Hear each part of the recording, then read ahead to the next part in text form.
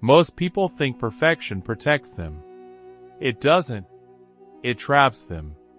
Layla was 38 years old, and for 11 years, she had built her entire life around one obsession. Never make a mistake. She was a glassblower, not a hobbyist. Not the kind selling decorations at street markets. Her work hung inside luxury hotels, museums, and private collections owned by people who would never know her name, only the impossible precision of her hands. Inside her studio, silence ruled everything. No music. No radio. Only the roar of the furnace and the sound of molten glass turning at the end of a steel pipe. Layla believed mistakes began with distraction. So she removed distraction from her life completely. Every tool had its exact place. Every movement had a pattern. Every breath had timing.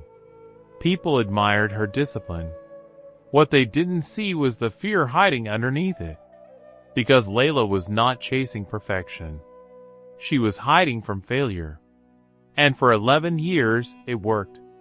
Until the Tremor started. The biggest commission of her career arrived in autumn. A massive installation for a museum downtown. 42 suspended glass sculptures inspired by migrating birds. If she succeeded, her work would become permanent.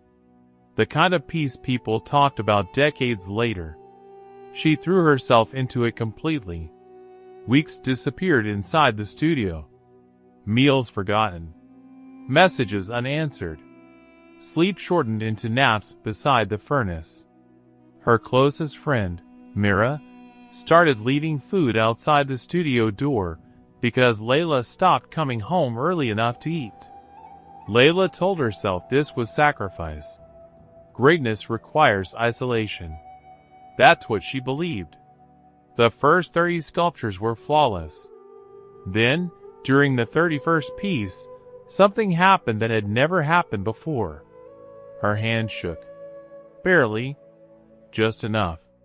But glass does not forgive hesitation. The shape warped instantly. Layla stopped breathing. She tried again. Another mistake. Again. Another. Over the next 2 weeks, she destroyed 9 sculptures. Not because the tremor was severe.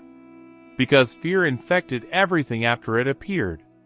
Suddenly, she questioned every movement. Every rotation. Every temperature. Every instinct. And the harder she tried to control the process, the worse the glass became. For the first time in 11 years, her own discipline was destroying her. One night, after missing another deadline, Layla sat alone on the studio floor surrounded by shattered glass. The furnace had gone dark. Orange light flickered weakly from the cooling metal. Above her, the finished sculptures hung silently from iron beams like frozen ghosts. Beautiful, untouchable, and suddenly meaningless, because she no longer trusted the hands that made them. The next morning, Mira walked into the studio without knocking. She looked around at the broken glass covering the floor. Then she asked one question. When was the last time you made something without trying to control it? Layla frowned. I don't work that way. I know, Mira said quietly. That's the problem. After she left, the silence felt heavier than before. Layla stared at the furnace for a long time. Then, slowly, she turned it back on. No sketches. No notebook. No measurements.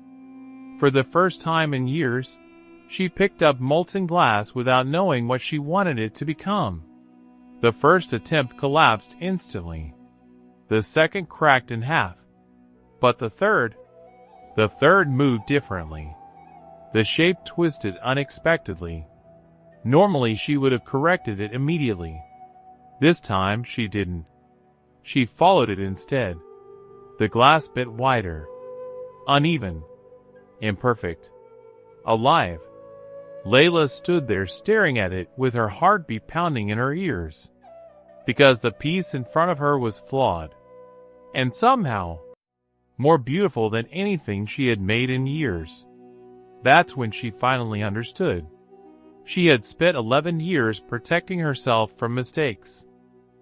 And in the process, she had also protected herself from discovery. Her system was so tight. Nothing unexpected could enter it anymore. Not failure. Not creativity. Not freedom. The tremor wasn't destroying her. It was exposing her. Days later, Layla called the museum. She changed the entire approach of the exhibition. Some pieces remained symmetrical. Others didn't. Some curved strangely. Some caught light unevenly. One sculpture looked almost broken from certain angles. She included it anyway. At the exhibition opening, people stood silently beneath the glass birds as reflections moved across the walls like water. One woman stopped in front of the most irregular piece for several minutes. Then she whispered something Layla would never forget. "This one feels real." Not perfect. Real. And for the first time in years, that mattered more. Because here's the truth most people discover too late. Control can become a prison. The systems we build to protect ourselves slowly become the same systems that suffocate us. Perfection feels safe. But nothing truly alive stays perfectly controlled forever. Sometimes the crack is the beginning. Sometimes the tremor is not weakness. Sometimes it's the first honest signal your soul has sent in years. And maybe the life waiting for you is not on the other side of becoming flawless, but on the other side of finally letting go. If this story spoke to something inside you, share it with someone who has been holding themselves together for too long. And if you're new here, subscribe and turn on the bell for more powerful stories about growth, struggle, purpose, and the quiet moments that change our lives forever. Before you go, leave a comment below. What is one thing in your life you are trying too hard to control? Sometimes healing begins the moment we finally loosen our grip